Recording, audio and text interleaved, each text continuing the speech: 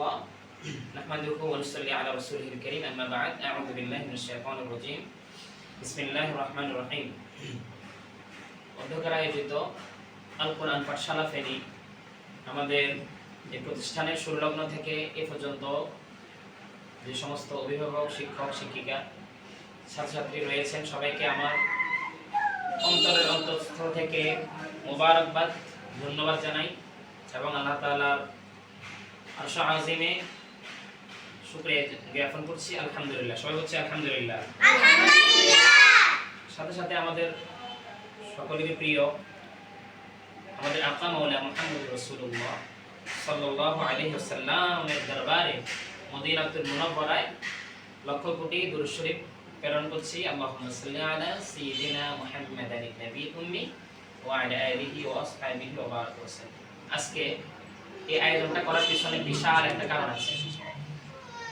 আমি কেন আল কোরআন পাঠশালা 2026 সালের পরীক্ষা ঈদের আগে নিই, ঈদের পর কেন দিলাম না রেজাল্ট ফলাফল, অনেক অভিভাবক এটা নিয়ে চিন্তিত ছিলেন, বাচ্চারা আমাকে প্রতিদিন প্রশ্ন করতেন। আজকে হচ্ছে যে আল্লাহ তাআলার নিকট সবচাইতে পছন্দনীয় এবং সবচাইতে মর্যাদাপূর্ণ একটি মাস মুহররম মাস। এটাকে ইসলামী নববর্ষ বলা হয়। যেমন বাংলা নববর্ষ পয়লা বৈশাখ, ইংরেজি নববর্ষ পয়লা জানুয়ারিকে ধরা হয় নাকি, হ্যাপি নিউ ইয়ার বলা হয়। বাংলা নববর্ষে এসো হে বৈশাখ, এরকম পয়লা বৈশাখ শব্দ উচ্চারণ করা হয়, কতই না কিছু করা হয়। তো আমি বিশ্বাস করি কোরআন এবং হাদিসের মধ্য থেকে আমি পড়েছি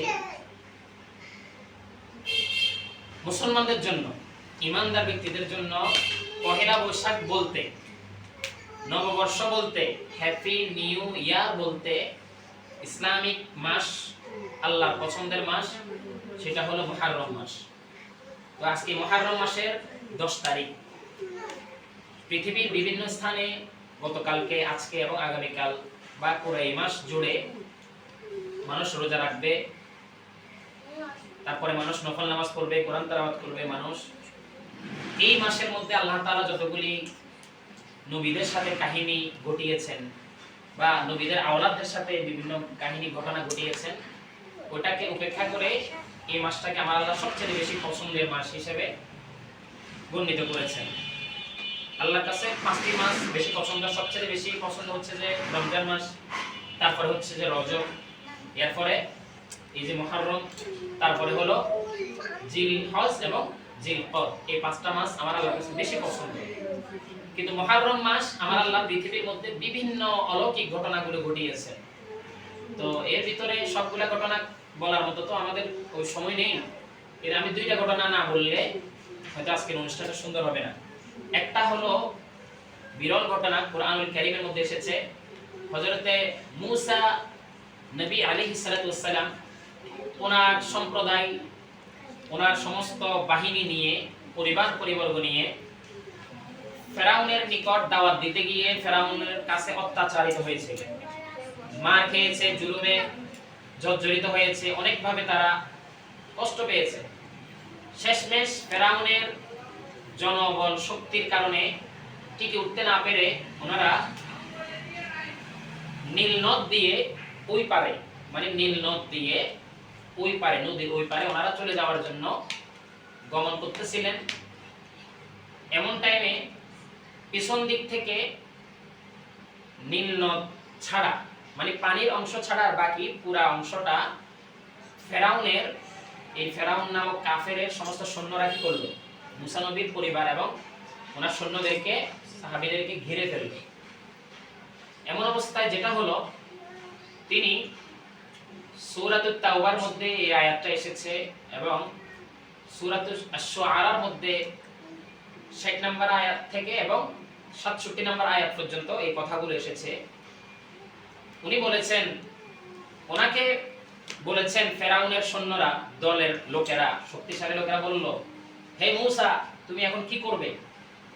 তোমার সৈন্য সামন্ত, তোমার পরিবার পরিজন, এত আত্মীয় স্বজন সাহাবীদেরকে নিয়ে তোমার দলবল নিয়ে কই যাবা? নীল নদীর পুরা সীমান্ত তো আমরা ঘিরে ফেললাম, এখন তোমাদের হয়তো আমাদের হাতে মরতে হবে, না হয় নদীতে ডুবে মরতে হবে। এবং এমন টাইমে মুসা নবীর সৈন্য যারা সাহাবী যারা তারা ভয় পেয়ে গেল। ভয় পেয়ে মুসা নবীকে বলল, হে আল্লাহ রাসূল, আমরা তো ধরা পড়লাম, আমাদের তো এখন ওই দিকেও যাওয়ার জায়গা নাই, পিছন দিকে যাওয়ারও জায়গা নাই, আমরা যেই দিকে যাই না কেন আমাদের মৃত্যু ছাড়া কোনো উপায় নাই। তখন মুসা নবী বলল, নিশ্চয়ই আমার আল্লাহ আমাকে সঠিক রাস্তা খুলে দিবেন অথবা সঠিক রাস্তা দেখিয়ে দিবেন। বলেন না সুবহানাল্লাহ। এই কথা যখন বলল, আমার আল্লাহ তাআলার আদেশে, কোরআনুল কারীমের আয়াত, তখন আল্লাহ তাআলা আদেশ করলেন, হে মূসা, তোমার হাতে এটা কি? বললেন লাঠি। বললেন, তোমার হাতের যে লাঠি আছে এই লাঠি দিয়ে তুমি নীল নদীর মধ্যে একটা বাড়ি দাও। এমন ভাবে তিনি বাড়ি দিলেন, পানির মধ্যে যখন লাঠির আঘাত করা হয় পানিগুলা দুই পাশে কি হয়? ছিটকে যায়। আপনারা আশা করি খেয়াল করেছেন। উনি লাঠি দিয়ে যখন বাড়ি দিল, দুই পাশে পানিগুলো ছিটকে গিয়ে ওনার সম্প্রদায়ের মধ্যে, সৈন্যদের মধ্যে 12টি গোত্র ছিল। জাত, আমরা কি বলি? জাত বলি আর কি, আছে না? জাত, 12টি জাতের 12টি গোত্রের মানুষ ছিল। তা আল্লাহ তাআলা কি করলেন? একটা বাড়িয়ে নীল নদীর মধ্যখানে বড় বড় করে 12টি রাস্তা তৈরি করে দিয়েছে। বলো সুবহানাল্লাহ। রাস্তাগুলো কেমন ছিল? এক একটা বিশাল অঙ্কের রাস্তা ছিল। রাস্তার এই পাশেও পানির গ্লাস, এই পাশেও পানির গ্লাস হয়ে গেল, মানে পানিগুলো দেখা যাচ্ছে। এই পাশে পানির বিশাল দেওয়াল, এই পাশেও পানির বিশাল দেওয়াল, গ্লাসের মতো মনে হচ্ছে। সুবহানাল্লাহ। হ্যাঁ, এইভাবে 12টি রাস্তা খুলে দিল আল্লাহ। এই 12টি রাস্তা দিয়ে 12টি গোত্র পার হয়ে গেল ওই পারে। ফেরাউন আর ফেরাউনের সৈন্যরা মনে করলো কত সুন্দর একটা রাস্তা, মনে হয় তার কোনো বাপ দাদায় তৈরি করছে পানির মধ্যখানে। সে একবারে নিজের মনে কইরা সে রাস্তার মধ্যে নেমে পড়লো। আল্লাহ তাআলা কি করলো? পানিগুলাকে আদেশ করলো, হে পানি, তোমরা আবার আগের মতো কি হও? সমতল হয়ে যাও, রাস্তা থেকে আগের মতো সমতল হয়ে যাও। আল্লাহর আদেশে ওই পানিগুলো আবার আগের মতো সমতল হয়ে 12টি রাস্তাকে ধ্বংস করে দিয়েছে। এমন টাইমে ফেরাউন এবং তার সৈন্যরা নীল নদীর মধ্যখানে ছিল। এই পারেও নয় আবার ওই পারেও নয়, মধ্যখানে থাকাতে সমস্ত সৈন্য একটাও জীবিত আর বাঁচতে পারে নাই। সবাই পানির মধ্যে হাবুডুবু খেয়ে বড় বড় পেট হয়ে সবাই মারা গিয়েছে। এখন ওই ঘটনা ঘটছে কখন? এই আরবি মুহররম মাসের 10 তারিখে, আজকের এই দিনে ঘটনাটা ঘটেছে। এবং আমাদের প্রিয় নবী হযরত মুহাম্মদ রাসূলুল্লাহ সাল্লাল্লাহু আলাইহি ওয়াসাল্লামের প্রিয় নাতি, কলিজার টুকরা নাতি হযরত হুসাইন রাদিয়াল্লাহু তাআলা, যাকে আমার নবী এত বেশি আদর করতেন বা এত বেশি আদর করেছেন, যার শরীরের এমন কোনো অংশ নাই যেখানে আমার নবী আদর করেন নাই, চুমু খান নাই। ছোট বাচ্চাকে আমরা কত না আদর করি, ছোট বাচ্চাকে পায়ে আদর করি, হাতে আদর করি, মাথায় আদর করি। ছোট বাচ্চাকে দেখলে আমরা চুমু খাই, ঠিক না? ছোট বাচ্চাদেরকে এটাই স্বাভাবিক, চুমু খাইতে হয়, আদর করতে হয়। তাহলে আল্লাহর রাসূলের প্রিয় নাতি হুসাইন যখন ছোট ছিল, শরীরের প্রতিটা অংশে তার, আমাদের প্রিয় নবীর এই ঠোঁট মোবারক লেগেছে, চুমু খেয়েছে, আদর করেছে। এই নাতিকে নিষ্ঠুর ইয়াজিদ বাহিনী এবং ইয়াজিদ সহ এই আজকের এই দিনে ইরাকের জমিনে কারবালার ময়দানে এই দিনে হুসাইন রাদিয়াল্লাহু তাআলা আনহু সহ এবং তার পরিবার পরিজন এবং সাহাবী সহ 72 জন নারী, শিশু এবং সাহাবী সহ 72 জনকে নিকৃষ্ট ভাবে, খুব নির্মম ভাবে হত্যা করে শহীদ করে দিয়েছে। বলি সুবহানাল্লাহ। কোন দিনে? আজকের এই দিনে, মুহররমের 10 তারিখে। এইভাবে আর অনেকগুলো ঘটনা আছে এই মাসে। এই জন্য এই মাসে আমার রাসূল বলেছেন, হে আমার সাহাবীরা,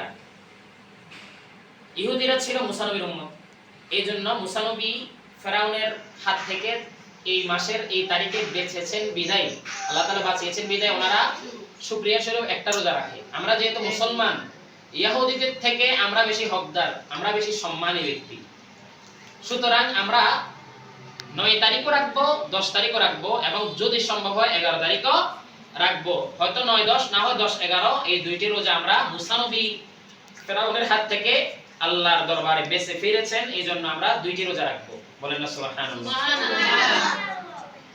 এভাবে আবার হুসাইন রাদিয়াল্লাহু তাআলা আনহু নির্মমভাবে শহীদ হয়েছেন। ইসলামের বিজয় উনি বৃথা যেতে দেন নাই, রক্তের বিনিময়ে ইসলামকে বিজয় করেছেন।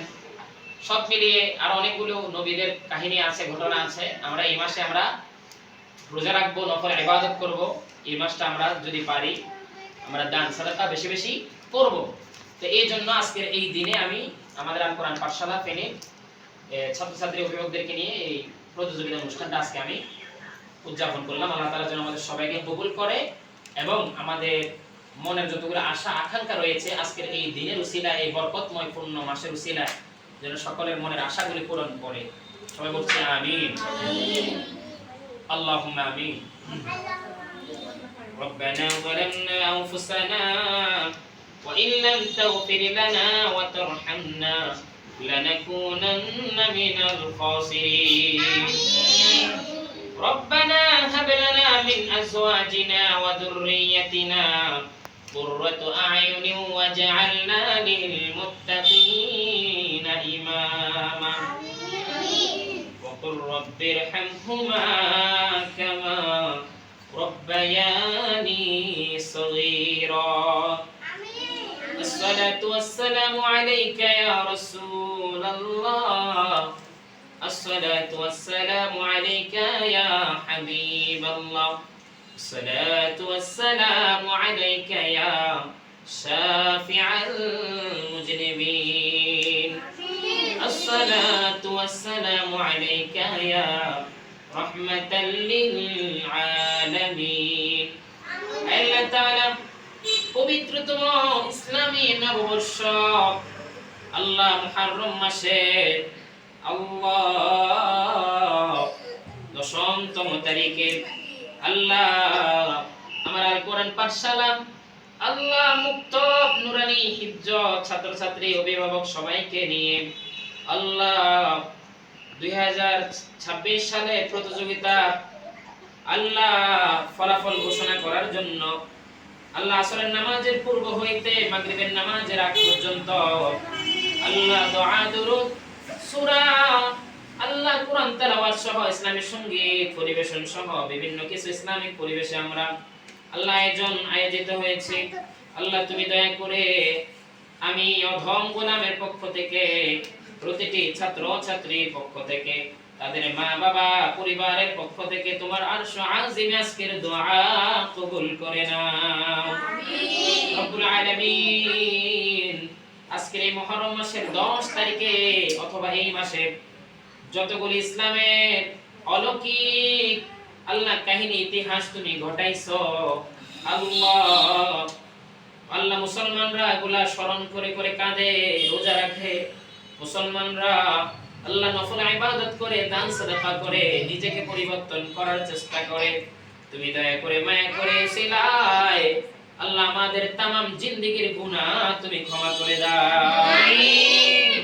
আল্লাহ আমার মসজিদ যত জায়গায় আমি খিদমত করেছি, মসজিদ মাদ্রাসা আল্লাহ যতগুলি ছাত্র ছাত্রী এই অল্প বয়সে আমি পড়িয়েছি শিখিয়েছি আল্লাহ সবাইকে সবার পরিবারগুলোকে জান্নাতের মেহমান বানিয়ে দাও আমিন রব্বুল আলামিন। আমার ছাত্র ছাত্রীদের বাবা মা দাদা দাদি নানা নানি আত্মীয় স্বজন পেশাকারী পরিবারের মধ্যে যারা দুনিয়ার জমিনে আছে সবার হায়াতের মধ্যে বরকত নসিব করে দাও আমিন।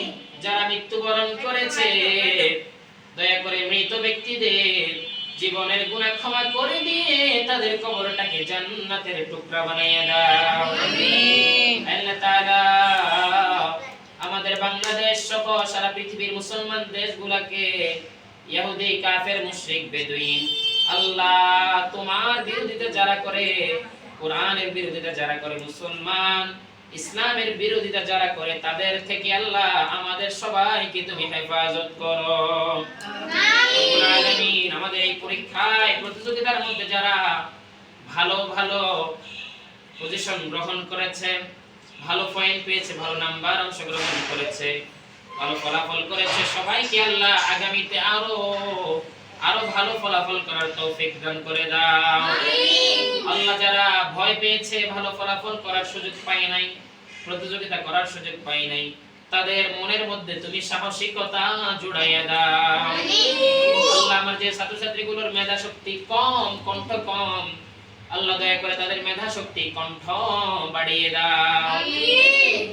আল্লাহ যাদের মা বাবা আল্লাহ চাকরি করে যাদের বাবা বিদেশের জমিনে আছে উভয় জনকে আল্লাহ তুমি আমানে আহসানে আল্লাহ রুজি রোজগারের মধ্যে বরকত উঠিয়ে আনার তৌফিক দান করো আল্লাহ রুজি রোজগারের মধ্যে বরকত ঢেলে দাও প্রতিজনের বাবাদের ব্যবসা বাণিজ্য চাকরি বিদেশি সবাইকে আল্লাহ তোমার হালাল উপার্জনের মধ্যে শামিল করে দাও আল্লাহ তাআলা আখিরি ফরিয়াদ আজকের এই মাসের উসিলায় এই মুহররমের 10 তারিখের উসিলায় আমরা যারা নফল ইবাদত করেছি দান সাদাকা করেছি রোজা রেখেছি আমাদের সকলের মনের উদ্দেশ্যগুলো তুমি হাসিল করে দাও আমিন ওয়া সাল্লাল্লাহু তাআলা আলা খাইরি খালকিহি ওয়া নূরি আরশিহি মুহাম্মদ ওয়া বিহাক্কি কালিমাতি লা ইলাহা ইল্লাল্লাহু মুহাম্মাদুর রাসূলুল্লাহ